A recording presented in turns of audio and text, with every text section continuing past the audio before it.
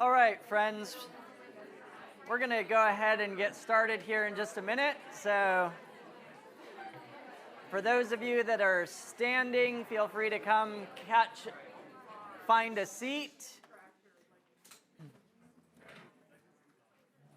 I have one request for those who are in the back. I just had someone make a little comment. If we could keep the conversation down as low as possible. I know that there's some registration and stuff happening back there, so I understand that you... Okay, yeah. Yeah, if any of you that might get distracted by a little whispering in the back, feel free to move up closer. There is registration happening back there, so we can't say like no talking whatsoever, but that's just a little general announcement. All right, welcome. Come on in.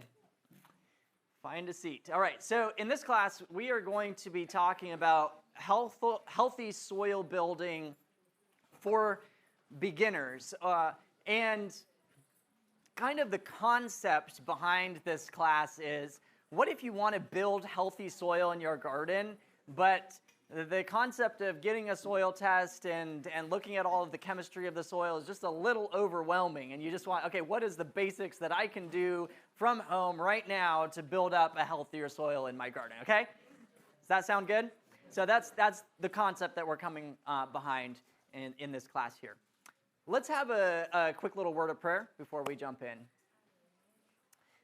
Heavenly Father, as we talk about building healthy soil, you are the creator. You're the one who created soil and these principles. And just pray that you would guide our minds and our hearts and give us wisdom.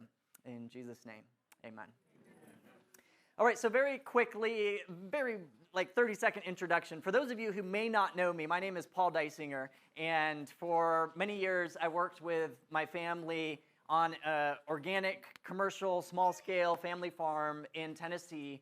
And then I branched off and started teaching people how to grow their own food, more on a homestead level. And so this comes from that context. And one of the things with home gardeners is this question of how do I build soil without... I mean, I've literally had people come up to me that have gone through soil classes, and they're like, wait, do I have to be like a soil chemist to be able to grow my garden, right? And I'll tell you from my perspective, yeah, honestly, I don't believe that God created... How long have soil tests been around?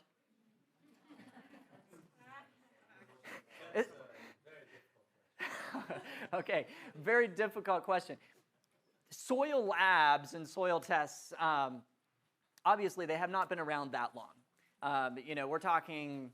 I actually don't even know when the first one were, and I don't know, I haven't done research into the past of, maybe there were ways that people tested their soil back in the day, but I know that they did not do it through the same methods that we do soil testing today. And how long have people been growing food?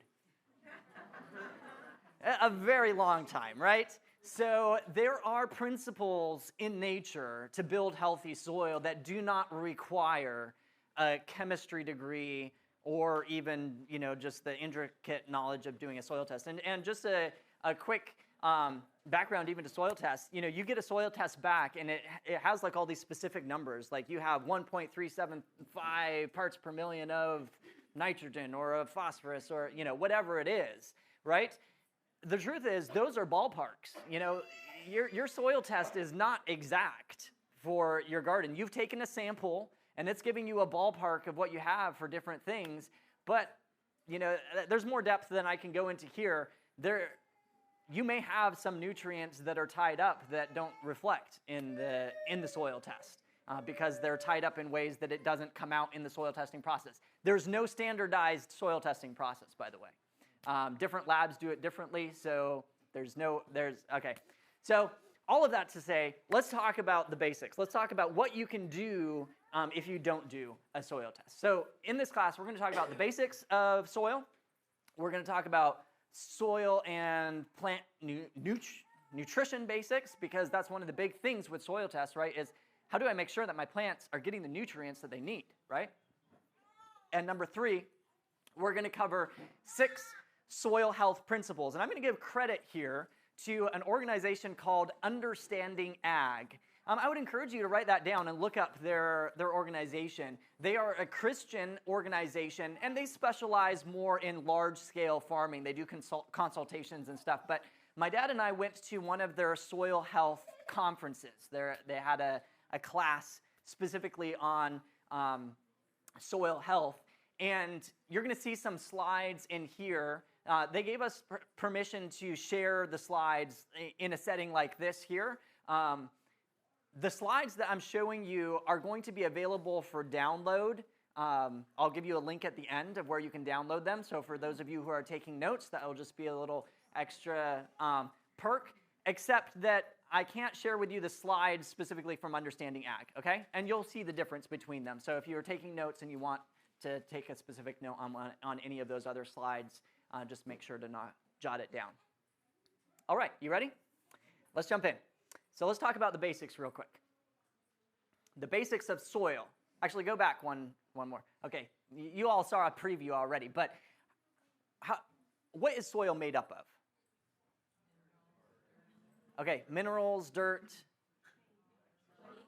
clay, sand,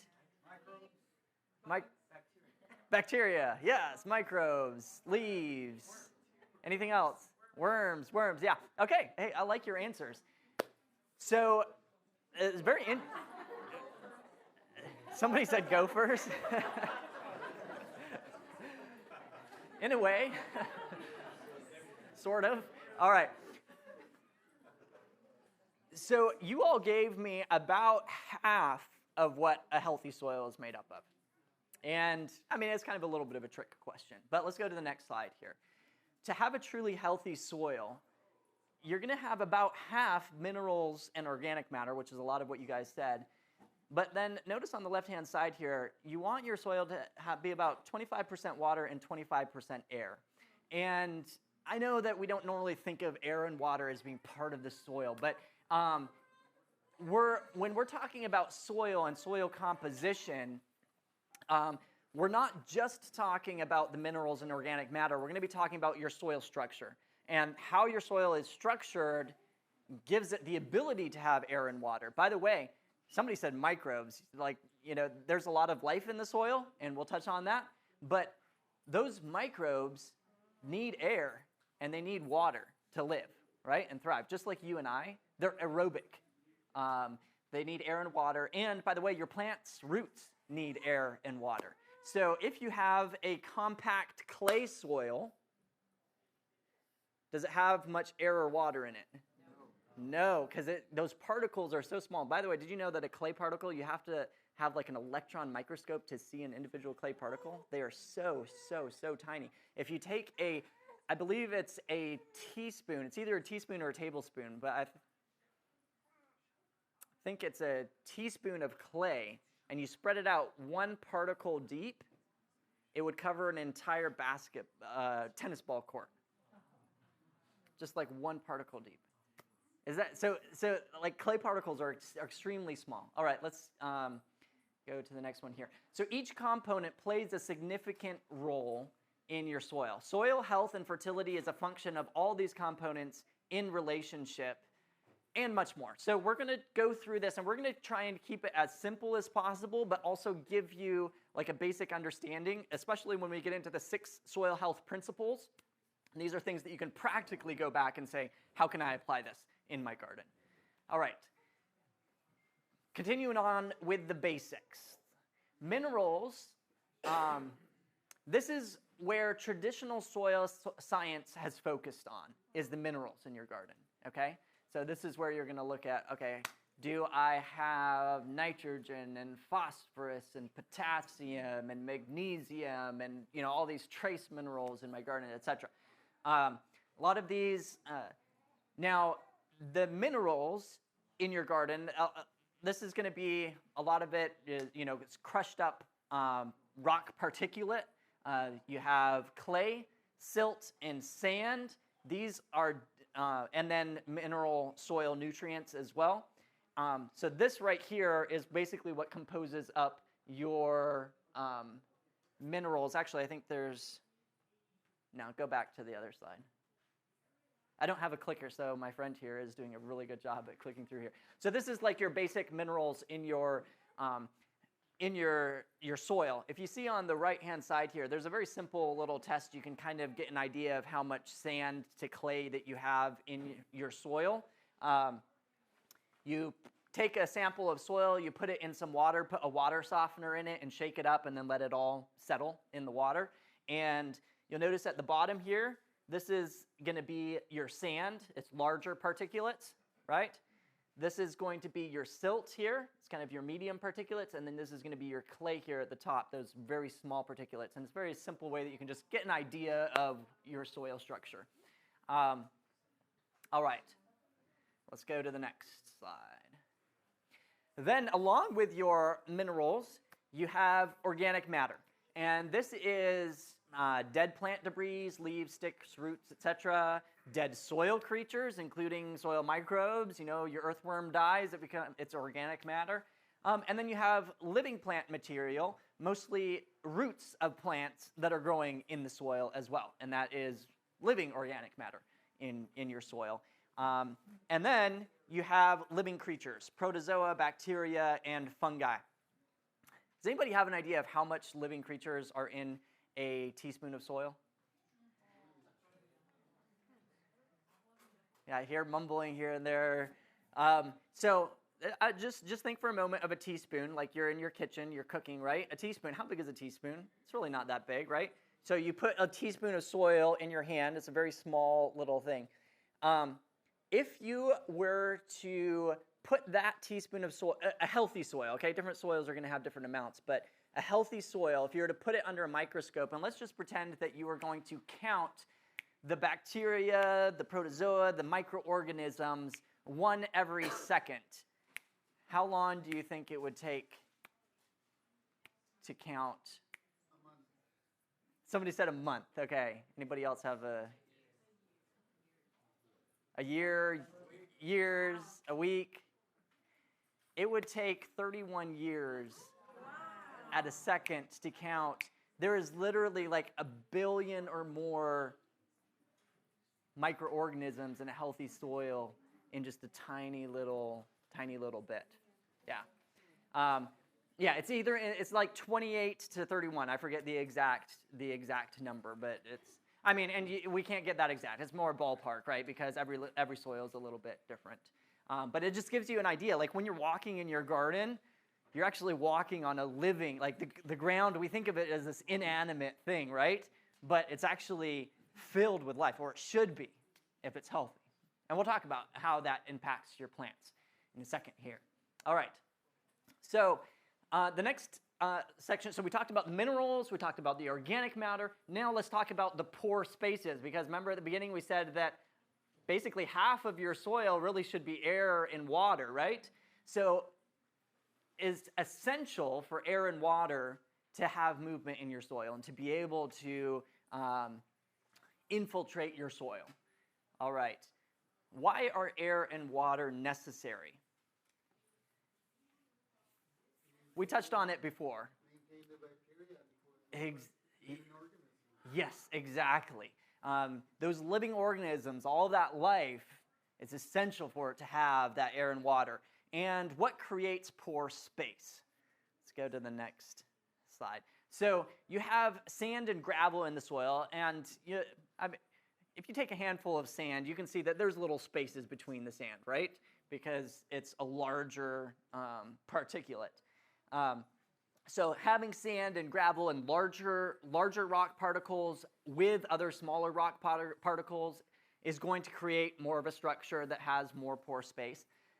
But it's very interesting. The activity of soil creatures, your worms, ants, and others, are going to also create pore spaces. If you think of an earthworm moving through the soil, it's going to leave some pore spaces behind it, right? And it goes to the next level in what we call soil aggregates. Anybody know what a soil aggregate is? Basically, it's just a clump of little particles in your soil that are clumped together. So let's say you have some sand and some clay and some organic matter, and they're kind of stuck together, and they've got like a little sticky glue that's holding them together, and it creates an ideal soil structure is kind of like a chocolate cake, okay? So what happens if you take a chocolate cake and you just kind of crumble it in your hand? You see all of these crumbles, right? There's little parts that they're kind of stuck together, but they have pore spaces in between them, and they're like crumbles. So that's what aggregates basically are in your soil. Is you want a crumbly structure. What happens if you take that chocolate cake and you put it in the blender? It just kind of pulverizes it, right? And it's not going to have that crumbly structure anymore. It's now going to have just a very, well, yeah, let's pretend you dried the chocolate cake out, right? Instead of, it could become, if it was wet, it would just become like this flat, gooey, it wouldn't have any airspace in between it. If it was dry, it would become like dust, right? It would just be like this very fine. So you want that crumbly structure with the aggregates. All right. So let's talk about these aggregates really quickly. Aggregates are minerals and organic matter bound together in little clumps that vary in size and shape. Makes those little crumbles. Soil aggregates are key, and they're a visible indicator of your soil health if you have an aggregated soil. All right. So we'll talk a little bit more about aggregates later. Here's a very quick, by the way, so these slides from Understanding Ag, they are the ones that have like the black background and then these pictures on them. So here's an example here. So this is an example of two different types of soil. Anybody can guess what this soil is? Yeah, this looks like a pretty hard-packed clay, right? And anybody guess what this soil is? Well, you can see right here, it says forest, right? So this is soil that has been taken from the forest. You can see the plant matter on top, the litter. And if you look under a microscope here, you can you guys, it's not that easy to see, but you can see larger pore spaces here in the soil from the forest than the clay right there. All right.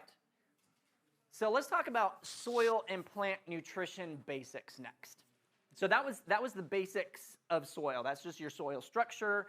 You want those aggregates. That's kind of the ideal of where you want. Now let's talk about nutrition basics.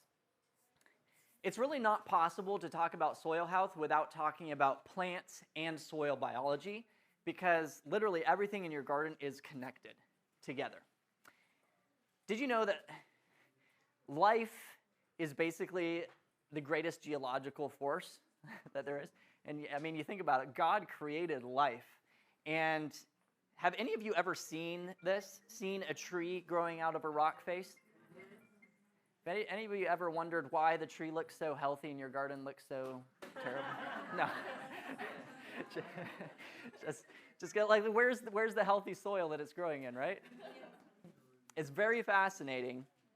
We're going to talk about this, but the tree's roots go into this rock, and I don't know if it's in the next slides, but I'll just talk about it here real quick, and we'll skip through the slides if it's repeating itself. But the tree's roots go into this rock, and the roots exude exudates, which will basically, it's just like, think of it like a sugary substance that the roots exude, and it fosters bacterial life. The bacteria live in that root exudate, break down the rock matter, and make minerals available back to the tree who is growing in the rock. Just a very simple, isn't that amazing? All right. So, the sun. It all starts from far from the soil and far from this earth, and that is with the sun. Let's go to the next.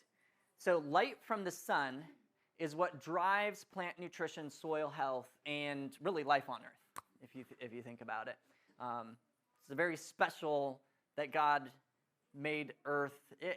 Isn't it amazing that scientists have had such a hard time finding any other planets that are in the right sphere for life, right? In photosynthesis, the plant uses energy from the sun along with carbon dioxide and water to produce sugars. This is that, and we're going to call it liquid carbon, or that's what other people call it, liquid carbon, these sugars. And so let's go to the next side. And so you have this liquid carbon pathway where the sun is shining down, the plants are having photosynthesis with the sun, and they are, with that photosynthesis, with the carbon dioxide in the water, they're creating these sugary liquid carbon substances, which we'll go to the next slide. So the liquid carbon pathway, the plants take in the carbon dioxide and water. Photosynthesis occurs using the energy from the sun. Oxygen and carbohydrates, this liquid carbon, are produced, and a portion of this liquid carbon is moved to the roots of the plant. And it's exuded from the roots of the plant into the soil. That's what we just talked about.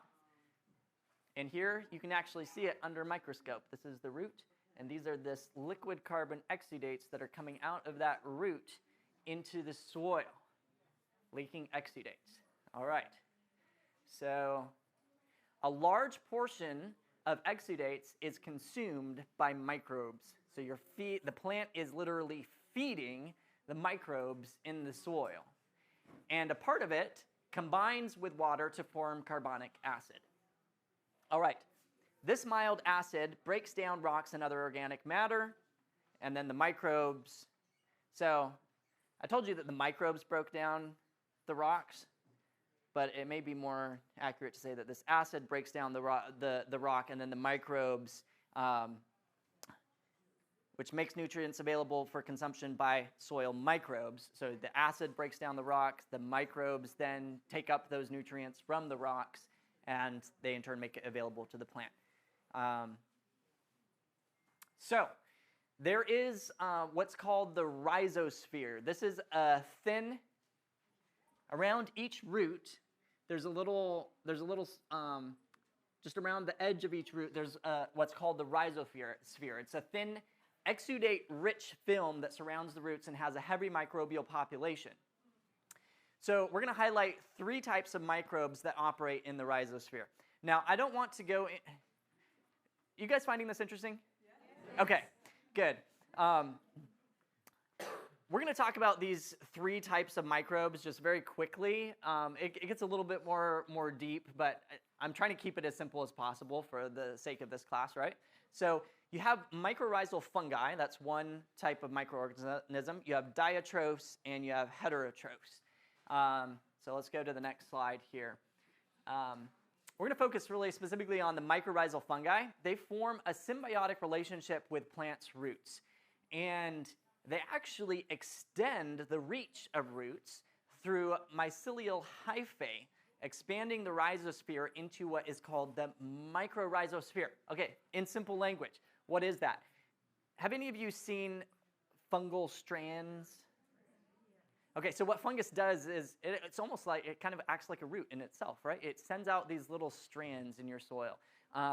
And what happens is that they create symbiotic relationships with your plant, and the plant can actually communicate with the mycorrhizal fungi and say basically like, I need this nutrient, and the mycorrhizal fungi strand goes out into your soil, and there's this entire pathway of symbiotic communication between them, and actually even between from plant to plant through these mycorrhizal fungi that is literally almost mind-blowing. It's pretty crazy. I watched a video.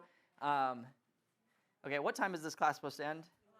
11:30. 11:30, okay. So I watched a video, and they did an experiment with grass, and they stressed the grass with drought, and they wanted to see, because they noticed that some grass, if it was stressed one time with drought, it would be, but not killed, it would be more resistant to drought the next time, right? Because it had this experience, and it's like, okay, I'm going to learn from that. It's amazing how God created this. What's even more amazing is they took different containers with this grass, and they took one grass and they split its roots into 2, okay? So half of the roots are in one container, half of the roots are in the next container.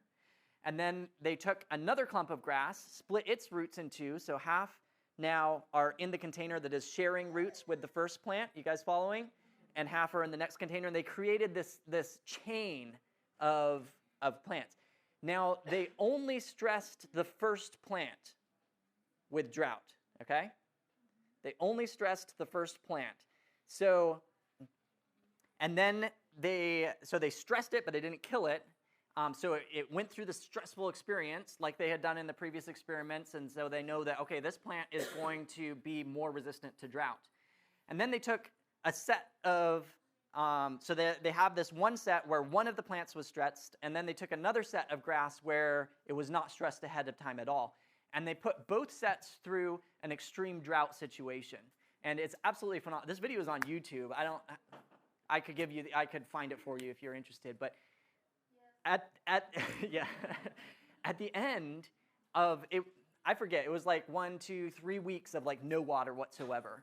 And the set of plants that had had no stress whatsoever ahead of time were just completely dead, like keeled over, brown as brown could be. The entire set of plants where the one plant had been previously stressed still had green and were alive. But only one of them was stressed. So somehow it communicated not just to the plant it was next to, but down the entire chain of plants to the other plants that, hey, you got to prepare for a stressful experience. Isn't that phenomenal? Just absolutely phenomenal. And they're pretty sure that it's through the mycorrhizal fungi or the soil organisms that are communicating through their roots. Okay. This increased surface area comes into contact with up to 100 times more soil if you have mycorrhizal fungi. So your plants, basically you're increasing your plants' reach by up to 100 times if you have mycorrhizal fungi growing in with your plants. All right. Oh, question. So what happens to all of those strands of mycorrhizal fungi if you go in with a rototiller? It's just going to break them all up, right? And then they're going to have to start all over with growing again, right? So just think of how much you could set your garden back by breaking all of that structure that has already been set up with your plants with your rototiller. Okay, so we'll go on to the next slide.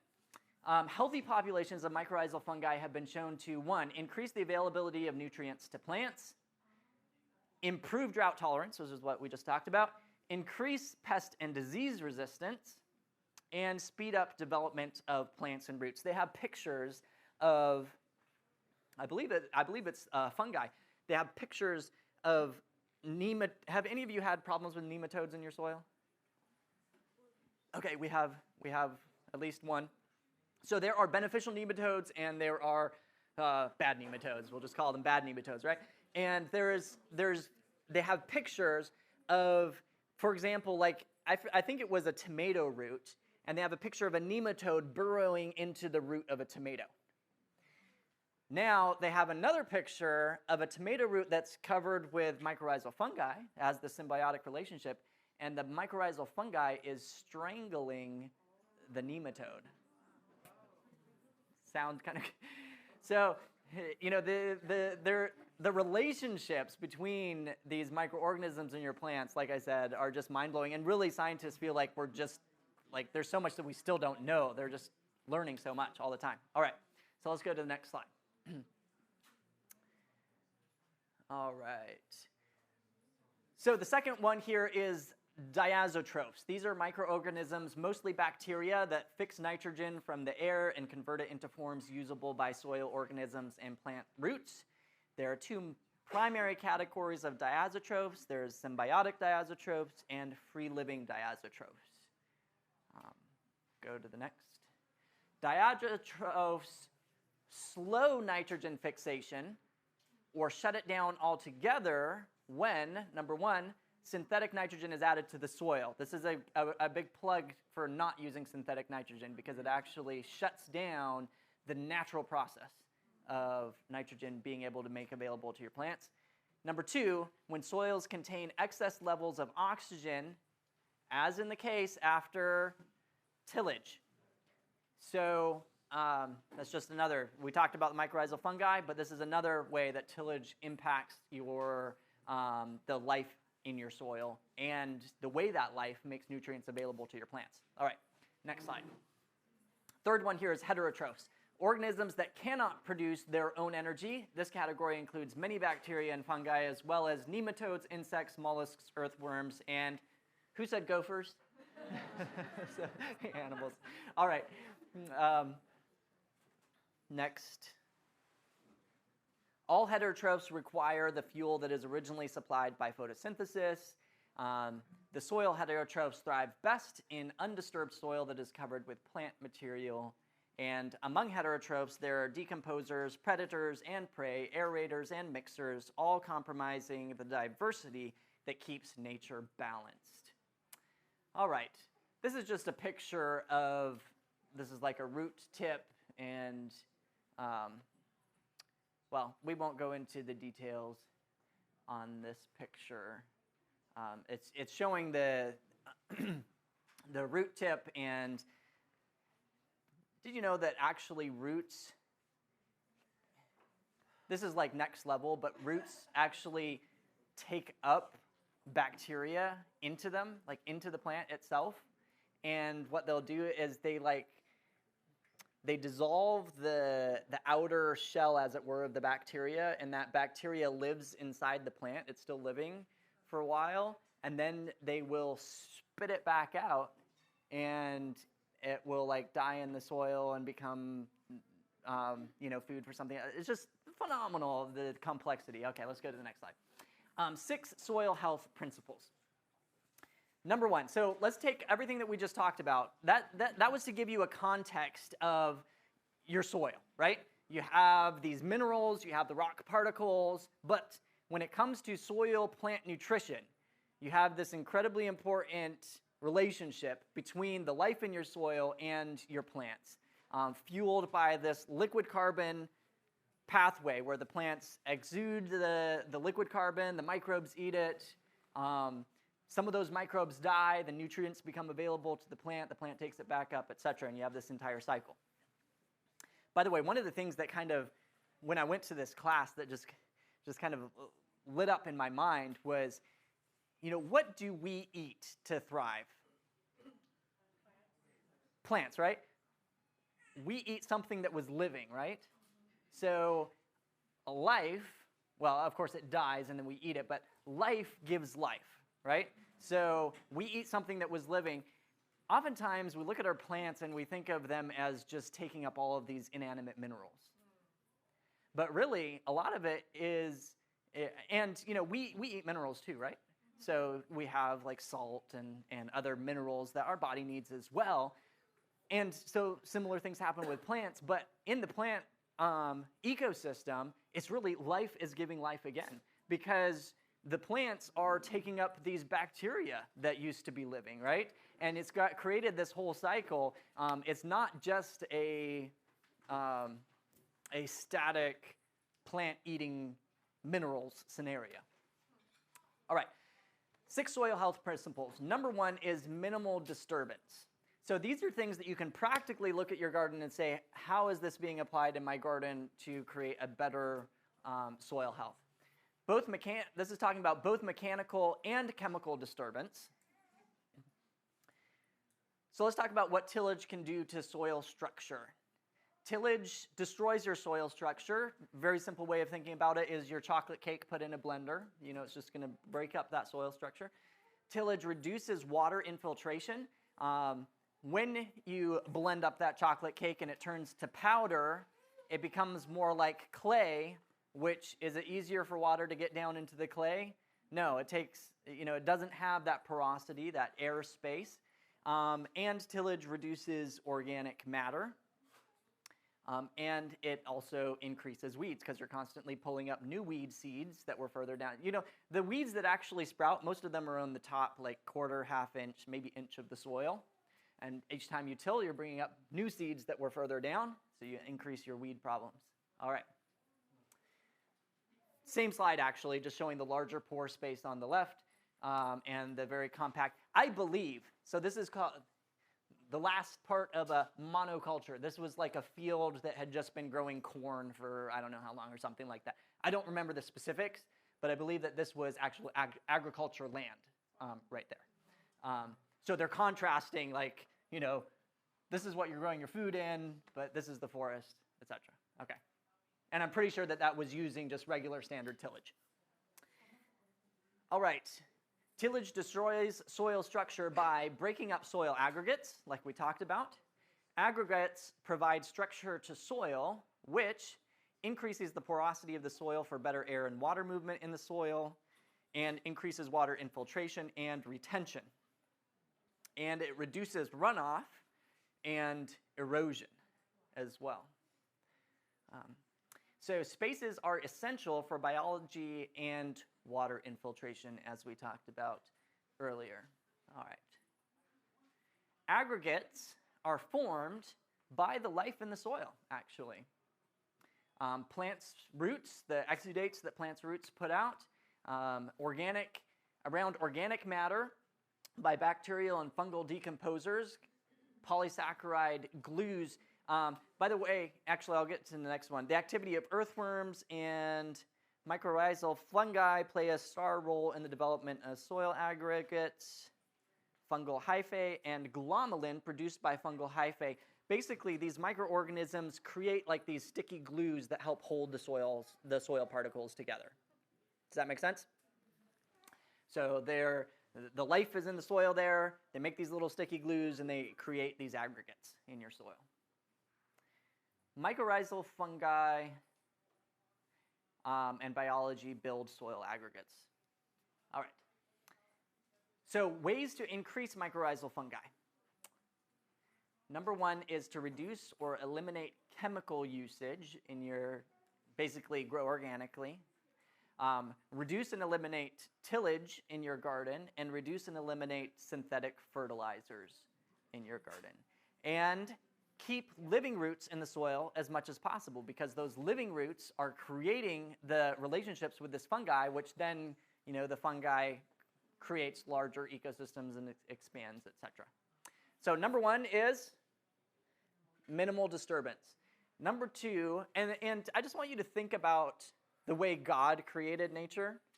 How often does the forest get tilled?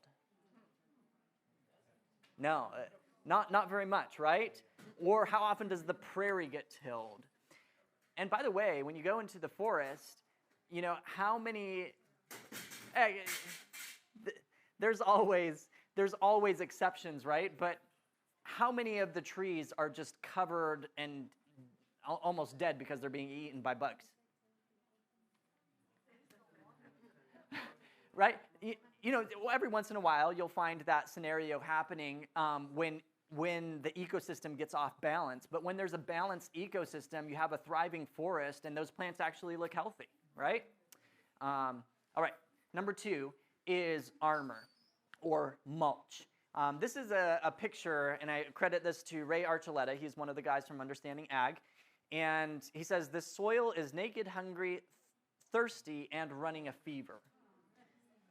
This is just like a plowed field, right? This is a disrupted ecosystem. It's been disrupted. Dysfunctional soil ecosystems, in a dysfunctional ecosystem, you're going to find soils that start forming a crust over the top of them, right?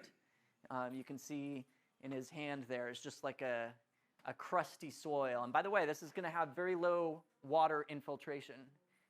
When water comes onto here, if it rains, a lot of it's going to run off. It's going to have soil erosion, etc. All right. Here is just a picture of him. You can tell it's just very dusty soil. This doesn't have that aggregate structure. All right. Residue buffers against heat. So when you have your soil covered with a residue, like in this case, it's like a straw or hay, it's going to create a buffer against the sun's heat. And let's go to the next slide here. So let's talk about your soil temperatures. If your soil temperature is around 70 degrees, 100% of the moisture can be used for growth.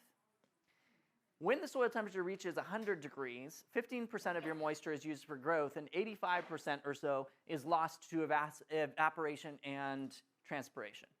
Okay, so you're losing a lot of your moisture now. If the soil temperature moves up to 130 degrees, 100% of your moisture is lost through evaporation and transpiration, and I think it's in this range and above. When you get above 140 degrees, your soil biology is severely affected. But I think that even like 130 and above begins, you start killing off the biology in your soil. what happens is soil that is bare quickly reaches these temperatures. The sun, it just acts as a absorber of the sun's heat, and the temperatures just rise in that soil, and you end up affecting your soil biology. All right, let's go to the next slide. Under a mulch, that heat is going to be buffered, and your soil will actually stay fairly cool under that mulch. And here it says the soil temperatures are acceptable, and you can see, does that look like a crumbly soil, right? You can see the earthworms in it already. All right, let's go to the next slide. Okay, so we have number 1 is minimal disturbance. Number 2 is armor, cover the soil, mulch. And by the way, again, this is a principle from nature. If you go into the forest, how much bare soil is there? It's usually covered with leaves. There's like this, this litter of organic matter. It's mulched, basically. If you go into the prairie, how much of the soil is bare? How much? It's covered with grass, right? There's living things on the soil. All of nature, as soon as there's bare soil, nature starts covering it, whether it's growing something new or covering it in some way. All right, number 3 is diversity. The importance of diversity. Nature is incredibly diverse, and that diversity plays into a healthy, thriving ecosystem. In 2006, Dr. Ademir Caligari said cover crops should be seeded in multi-species cocktails. How many of you are familiar with cover crops? Okay, so a good number, if not most of you. Basically what a cover crop is it's a crop that's grown in an area. Let's say you're not going to be planting a what we would call a cash crop in farming, or a crop you're going to harvest from, but you want to grow something just to improve the soil for that area. Afterwards, you're planning to either till it in or knock it down or something like that. Oftentimes, farmers will put in cover crops, and they'll just put in one species or maybe 2 or 3 mixed together. But these guys decided to do an experiment with multi-species cover crops. And let's go to the next slide. So here are some cover crop demonstration plots. And here's what here's what happened. They set up demonstration plots of cover crops, and they said, okay, let's take, it was either like 7 or 8 species of crops. So you have like legumes and grasses and multiple different mixture of species. And then they said, okay, let's take up, I'm pretty sure it was 7. And they said, let's create 7 plots where we're going to grow each species by itself, and then we're going to make an 8th plot where we grow them all together. Okay? So here are some pictures. After the season was over, they ended up having a pretty bad drought that summer. And so the cover crops did not do that great. As you can see, the turnips here by themselves, they're mostly keeled over, dead. Oilseed radish was another individual one that they did. You can see it's mostly dead. This is the cover crop mix on the exact same day, had the exact same amount of rain, had the exact same, it's just the exact same environment, but the mix looks like this, whereas the individual ones just died out. So diversity, they play into each other, and the relationships they form with each other actually made them thrive through a drought. All right. Here's the actual numbers when they harvested them. You can see oilseed, purple top turnip. So this is in like the 1,000, 1,000, 2,000, 1,000, 1,000, 1,000. The mix is almost 5,000, 4,000 and a half pounds. The amount of matter that they actually took off of those cover crop areas. Not only do the fungi provide for the needs of one plant, but the fungal hyphae pipeline connects to multiple plants. This helps satisfy the nutritional and energy needs of microorganisms and the plants. Here you can see, I believe this is the mixed cover crop, and this is the single. I believe. All right.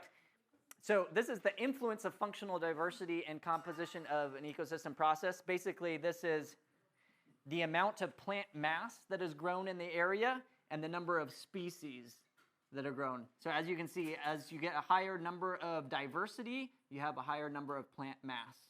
So if you're growing cover crops, you want more plant mass. That's the idea. All right, diversity drives soil health as well. Here are some mycorrhizal friendly species: oats, barley, flax, clovers, sunflowers. So if you are in your garden or your farm and you want to grow some cover crops that will encourage the mycorrhizal fungi in your garden, these are some friendly species that you might want to include in your cover crop. And you may want to have a larger variety of species in your cover crop. By the way, how many of you are market gardeners or growers or? Okay, yep. So we got a few.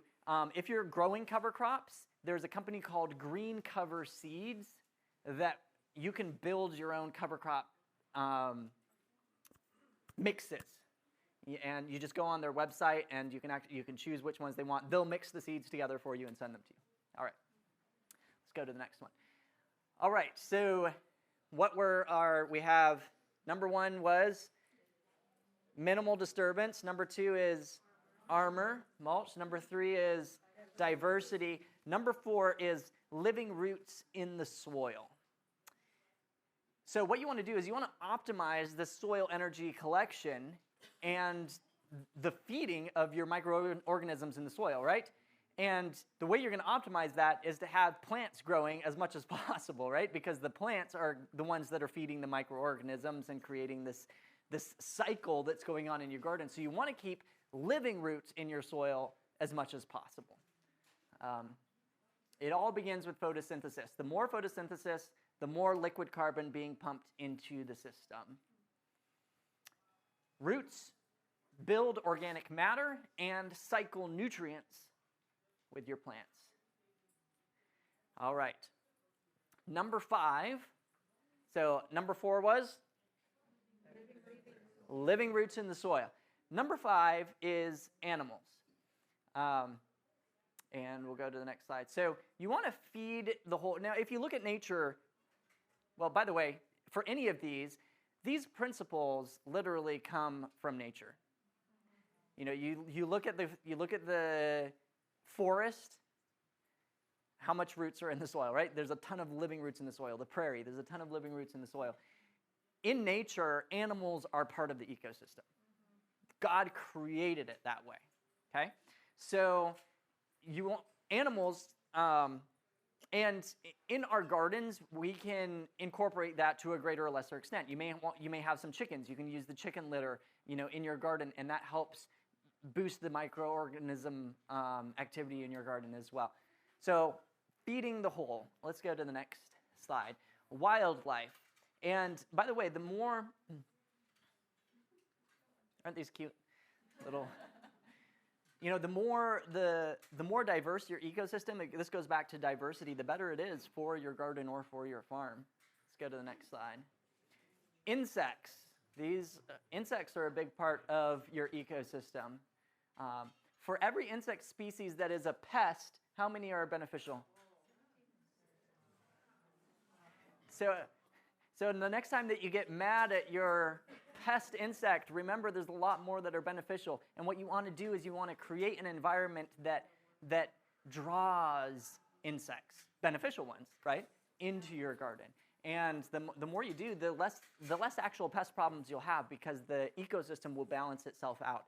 I have watched with my own eyes wasps killing and eating little green caterpillars on my brassicas. I actually have video of it. The wasp literally lands on the back of the caterpillar, like stings it, or it literally like severs the caterpillar dies, and the wasp like sucks up part of the caterpillar. If you okay, that might sound a little gruesome, but if you're mad at your caterpillars eating your brassicas, then you're like, yes, my wasps are. This is a typical Iowa cornfield. This is about how much diversity is in a typical Iowa cornfield. You've got, some mushrooms, some corn, grasshoppers, crickets, or maybe 2 types of grasshoppers, some spiders, a fly. This is a native prairie. This is what God created it to be. This is what it's supposed to be. A large diversity. And so you want to encourage that in your garden. So this ties very much into the diversity aspect. It's not just a diversity of plants, it's a diversity of insects. It is a diversity of animals. The more the better. All right, next slide. And number 6 is context, because everywhere is a little different, okay? If you're living in Florida, your environment is a little different than if you're living in Maine. And so you have to consider that when it comes to your garden as well. All right. All right, we got to hurry because we're running out of battery. So context, this is environment. This is what you're given. You know, there's a certain extent where you can't change your context, right? Let's go to the next.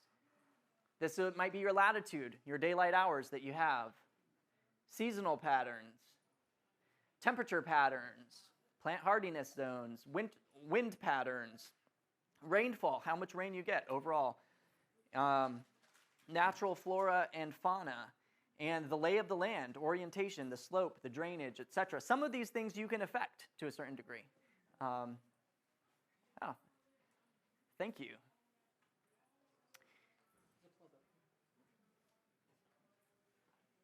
All right, next slide. Your context also includes resources, what you have available to you. So economical, that's the capital. Okay, so this is branching off a little bit more into the farming side. You know, how much capital, how much income resources, amounts, markets, access to markets, etc. Physicals, your tools, your equipment, your infrastructure. This plays into your context. Also is your community, your family, your neighbors, your social groupings, church, social clubs, work, business, associates, etc. Your context is going to affect how you approach your garden.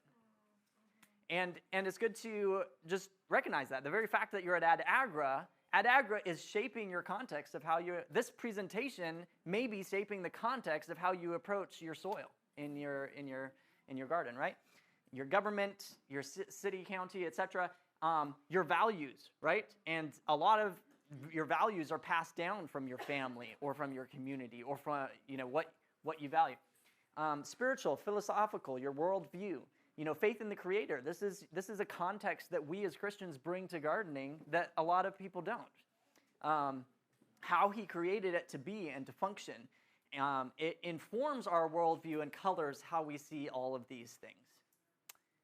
And good decision making requires a good understanding of our context.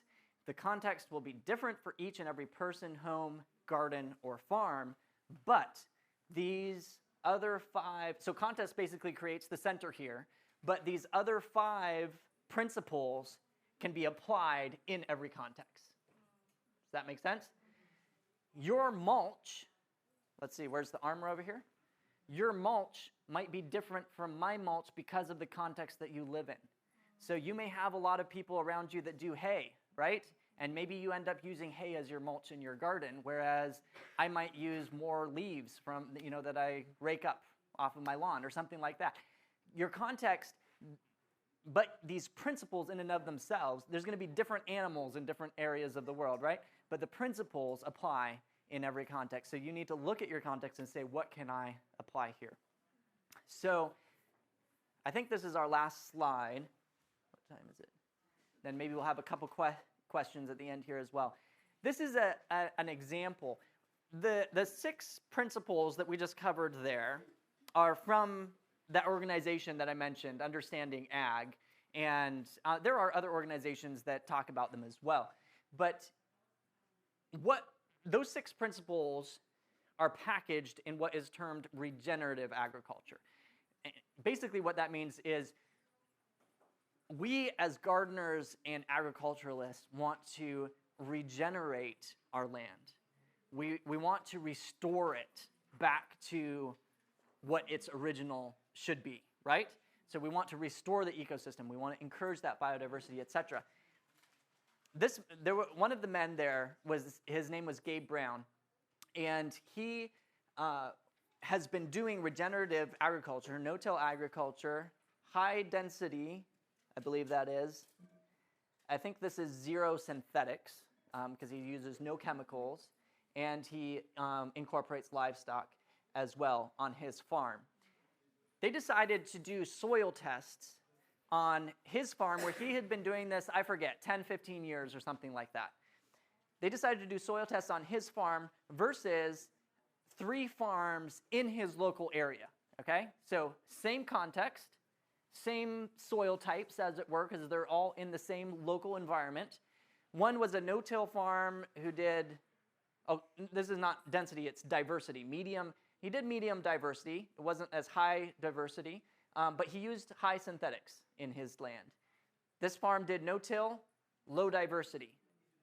This farm did tillage, medium diversity, and zero synthetics. I believe this was an organic farm right here. This was the soil test results. This is nitrogen, phosphorus, potassium, and this is like the organic carbon. Anyways, it's a different, these are your 3 main, and these were the results that came back from those 3 farms versus his farm down here. Phosphorus, 156, 244, 217, 1,006. He had literally put 0 inputs into his farm, except for seeds. Of course, you plant seeds, right? And his livestock. But his livestock are just eating what's there. I mean, he may bring in some hay or something. Potassium, 95, 136, 199, 1,749. So my question to you is, how much of these are potentially already in your soil but not yet available to your plants? You know, these farms are in the similar context, but using the soil health principles, he has built up massive amounts more of the nutrients for the plants, as it were, than other farms who are adding minerals and adding. I mean, how much money is that saving him from all the purchasing of amendments for his farm, right?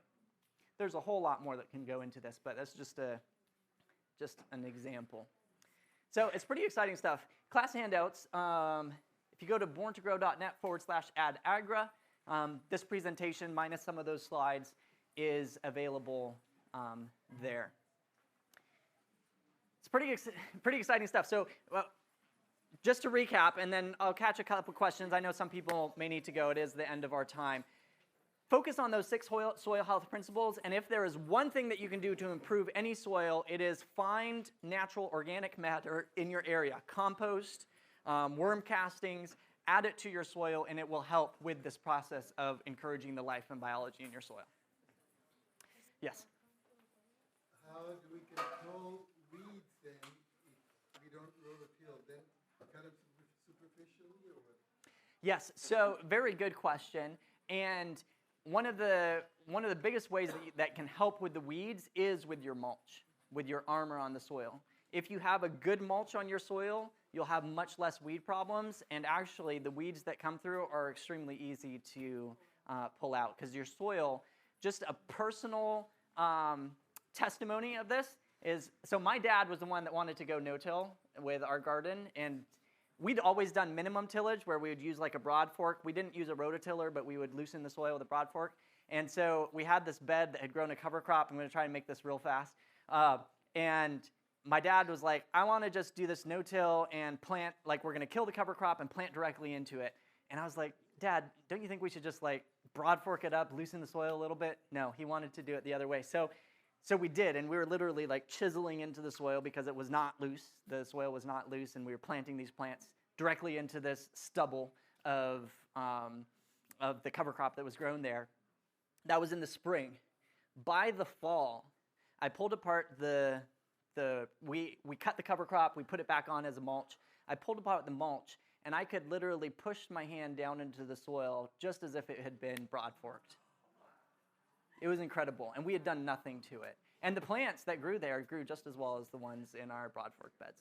Okay, so you cut the cover crop, leave the roots in. Those roots are a good thing, and then you just put that back on, no disturbing of the soil, really. Yeah. So we cut the cover crop. We put a tarp over the stubble so it didn't grow back, and killed it off. And then we kind of half composted the tops of the cover crop and brought it back as a mulch and put it back on top. Yeah. Yes? Mulch size. Mulch size. In other words, some mulch can be bigger Yeah. depending on the plant, and some are small because they're leaves on it, so it doesn't matter. Yeah. I don't think it matters as much. The smaller it is, the faster it's going to break down. So you may need to replenish it more often. Also, the type of mulch, if you're using like wood chip mulches from trees and stuff like that, it's going to take longer to break down. And there's a whole, depending on your context, you may want to incorporate. I would encourage incorporating a multi-diverse. Remember talking about diversity? Put leaves on there, put straw on there, put multiple diversity of mulches on there in the back. Did you find that, because I keep on hearing with mulch that it will limit your nitrogen in the plant, and watch the old back to Eden, DE. Did you find that to be an issue? No, it will be an issue if you till your mulch into the soil. Then it will tie up the nitrogen in the soil. But as long as it's on the top, you should have no issues with the nitrogen. Yes? Can you use your compost as mulch? You can. This is what I'm doing in the garden right now. Is we have wood chips in the aisle, and that's keeping down the weeds in our aisles, so we don't have to be constantly dealing with the weeds in the aisles. And we are mulching with compost in our beds. So we literally put on a multi-inch layer of compost in the bed. What's really nice about that is it follows the same principles. It creates that mulch. It keeps the soil underneath cool, but it's something that you can seed directly into. So there's. And you don't dig it in? We don't dig it in. No, we just mulch it right on the top. Now and leave it and Yeah. then plant on it Yeah, later? and we did some beds last season, and it worked really well. Question, yeah. Does that include like fruits and vegetables as well as part of that mulch? I mean, a compost? That is fully composted compost, so it's not raw compost. Yes, in the back. So, vegetables that you don't use your compost that you make, where do you put that in the soil? How do you do that? So you're talking about vegetables, kitchen scraps? So what we would do is we'd have a specific compost pile that we would compost that with, and that's a whole nother topic of how to make sure you have the right ratios, have a good compost pile. But we'd compost that first and then put it on as a mulch on top of the soil. When we did the cover crop, that's what we did. We cut the cover crop off, we decomposed it. It was actually kind of half composted, and then we brought it back as a mulch on top. Yeah. Do we have another? Yes? How do you know if your soil has enough phosphorus, nitrogen, and all these things you were talking about? That's a very good question. Number one is you can do a soil test. I'm not here to tell you that you can't, soil tests are bad. They can give you a general ballpark, but like we just saw that last slide, it may not tell the whole story. You may have minerals there that are not showing up on the soil test that could be made available by soil microbes, and those plant exudates breaking down minerals in your soil, etc. All I can say is that the numbers, with Gabe Brown's farm is basically the exact same soil as it were as those other farms, but he has much higher mineral content as it were that's showing up in the soil test, but he's never added, for the last 10, 15 years, minerals to his soil. So they're coming from somewhere, right? But I would say, a soil test is a great way to start out if you just want to get a general ballpark idea. There's nothing wrong with that. We still, in my gardening courses, I still teach people how to do a soil test if they want to. Yes? So that last slide, the bottom one, they had the livestock, so that means that they're applying the livestock manure to their garden, or just letting those, how's that working? With livestock, in his context, he's doing it on a ranching scale, and so he would have a field, and he would put his animals through the field, and then he would come back and grow a cash crop on it, or something like that. In a more home garden context, you may let your chickens in on a bed that is, you just harvested everything off of the bed, and you let your chickens in and run over it in a high density. You could have a lot of chickens in a small space. They drop a bunch of droppings, and then you move them on. Or you could have your chickens in a pen, and you just collect the drop. Like the Paul Gattucci or whatever who does the Back to Eden, he has his chicken coop, and then he takes the droppings from the chickens and puts them out on his mulch, and just lets the rain and the natural process pull it down through. I have a question in the back. On that last slide you mentioned, the last 3 rows were all no-till.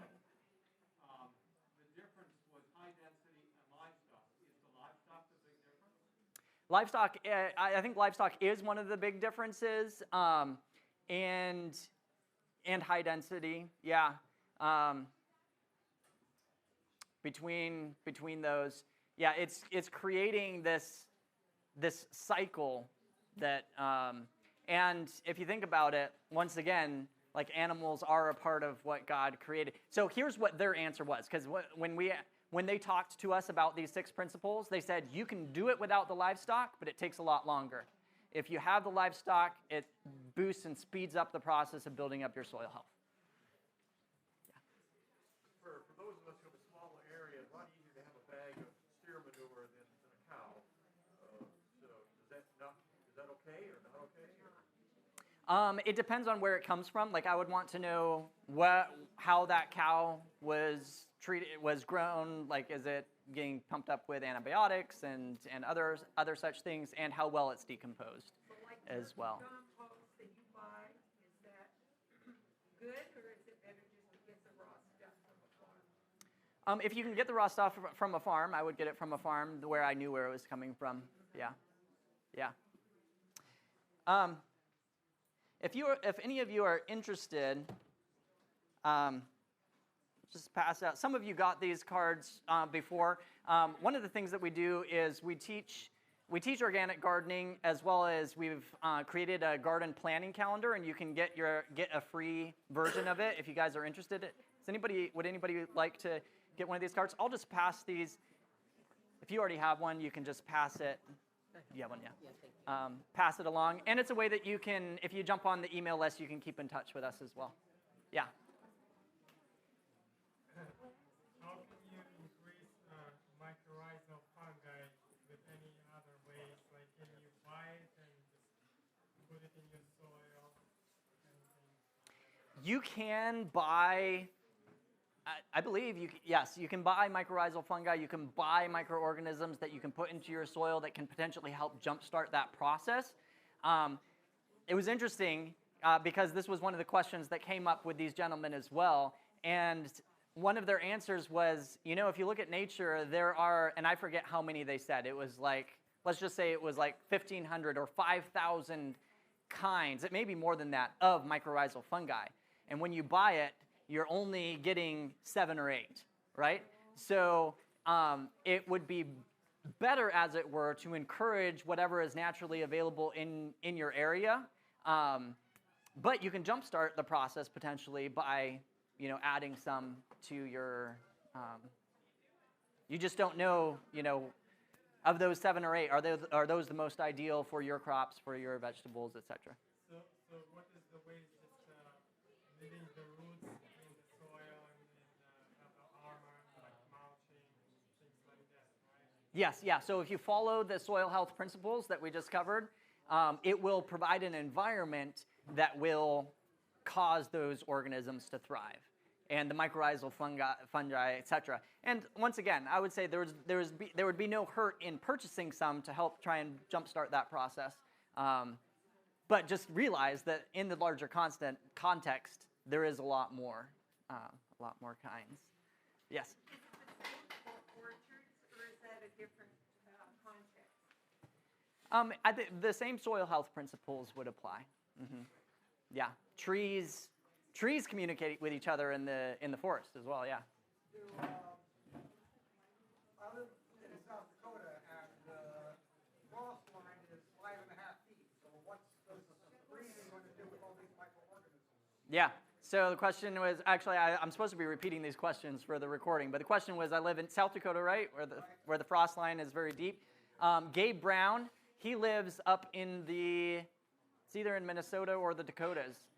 His growing season is very small, and he has abundant life in his soil. So basically, I don't know what they do. I don't know if they go down deeper. That's an aspect that I'm not fully aware of. I don't know if they go down deeper into the soil where it doesn't freeze, or if they can just handle those temperatures. I know that there are microorganisms that can handle much diversity of temperatures than we can as humans. So I don't know exactly. Yes. So, upstate New York, would it be as important to put mulch on? I'm thinking like, would tomatoes really ever want mulch where we live? Yeah, upstate New York, would tomatoes ever really want mulch where you live? It's going to be better for your soil. Because if the soil is bare, even in your location, if you get, in the sun, when you have high intensity sunlight, your temperature in your soil is going to rise, And so et with cetera. my ground up maple leaves, uncomposted, will just as good as composted eventually. Ground up maple leaves, yeah, you could use them as mulch. You don't necessarily have to compost. You don't have to compost them now. Yeah, you can just put them on. Yes. Yeah. The 6 principles that you presented, is that basically what they did in the documentary film, The Biggest Little Farm? Because it was kind of global, and I was thinking, wow, this is wonderful. But it's like you gave what they did. Probably. I have not watched that specifically myself, but these are, like I said, the organization Understanding Ag, they go over these principles, but there are other people that share these same or similar principles as well. It's not like a patented recipe or something like that. This is very helpful. Yeah. Because after seeing the film, I'm going, okay, yeah, I get the general idea, but you've just given us do this, and this. Thank you. Well, thank you. That encourages me because it's always exciting when it's a blessing. Yes. So if you don't recommend tilling or loosening up the soil with a fork, how do you put the seed in? You just shove it in? Yeah. So, the truth is, there are some people that will start out like I wanted to when I was doing this with my dad. By the way, my dad on Friday is giving a talk specifically on no-till gardening. So if you're interested in that, you can come and he'll go into practicals. But in our case, we just chiseled away at the soil until we could get that transplant in, right? When my dad wanted to really just do it hardcore. My inclination was to go in with the broad fork and say, okay, I'm going to loosen it up the first time, then I'm going to mulch it, and then I'm not going to do anything after that. And there are people that do that as well. There are some people on farming scales that will do that with tilling. They recognize that tilling is not good for the soil, but they're like, okay, I need to somehow get the soil loose the first time, so they'll go in, they'll till it, and then ever after that, they'll put the mulch on, they'll make sure and keep it loose using the principles. Yeah. So you're transplanting, you're not sowing seed. We do some of both, but most of what we do is transplanting. Yeah. In the specific bed case, we did a little bit of direct seeding in it, I think, but most of it was transplanted. Yeah. All right. Yes, Christina. With the high density crops, what do you suggest for say if you're doing a market garden, you want a bed of this and a bed of that, the high rotation, like flipping beds and stuff, is that how you get the high density, or do you actually recommend putting multiple crops in the same? It's a good question, and it's something that we're experimenting with right now, or I should say my dad is experimenting with right now. He's experimenting with more multi-species within a bed, and some ways that he would do that is maybe grow a line of cover crop in the middle with some of his, crops that he wants to actually harvest off of next to it, and just keep the cover crop cut short so that it doesn't get in the way. There's different ways that you could apply it, but one of them, if you're not doing that, just the crop rotation itself will add that diversity. Yeah. All right, I know that we are a bit way over time. I don't know what the next the next thing is. Lunch is. So I'm happy to talk and answer more questions, but you all are also free to go to lunch. This is the. Thank you. Yes, you're welcome. Thank you all. Okay, so I got another question for you. So where I live, I'm in Butte County. Yes. And it's kind of like, I think it's kind of like gold country, because like we try to plant some trees, and like every time I shovel, I'm just hitting rocks. It's just like crackle candy, you know what I mean? Yeah. So in that situation, as we're trying to, grow a garden, is that ideal? Can we still do that with so many rocks and stuff like that, and stones in the soil, or will we have to clear out a space, bring some soil in, or? Yeah, that's a good question, and it probably depends on how rocky your soil is. My wife's family lives in New Mexico up in the mountains, and it's just like pure rock gravel. Like, so what they did is they ended up taking down in the little valley near them, they had some nice topsoil, and so they brought the topsoil up to grow their, to create their garden beds out of. So it probably depends to a certain extent on your context. Soil can be like too rocky, as it were, and then you may either go in and work on pulling rocks out, which can be a big task, or bringing topsoil in. Yeah, I would say it would depend on kind of experiment with that to see what works out best. Okay. Yeah. And dealing with, like I say, weeds, you use covering and stuff like that. So I kind of live on a slope. You know, in the center part of our property, we have like about an acre, just flattened out where the house and stuff like that is, and it's like rocked off around. So we still have things growing up. And in terms of keeping everything organic, like if we wanted to use like weed killer on that part of property, how far does that leach, and will that still spread to other areas and compromise the soil that we were trying to grow? Yeah, good question. I would, there are some more natural weed killers like vinegar, lemon. I haven't used them, but I have students that have tried different ones. I would lean towards those first. Otherwise, as far as how far they leach, I don't know that I could give you a specific distance. Again, it very well may depend on your context, the slope of the land, when it rains, which way is it draining, et cetera, et cetera. So it's kind of hard to say. Okay. But one thing that you could think about with weeds as well is another thing is if you can cover them with like a tarp or something that blocks all light for a season or something like that, that helps a lot as well with invasive weeds. Okay. Okay.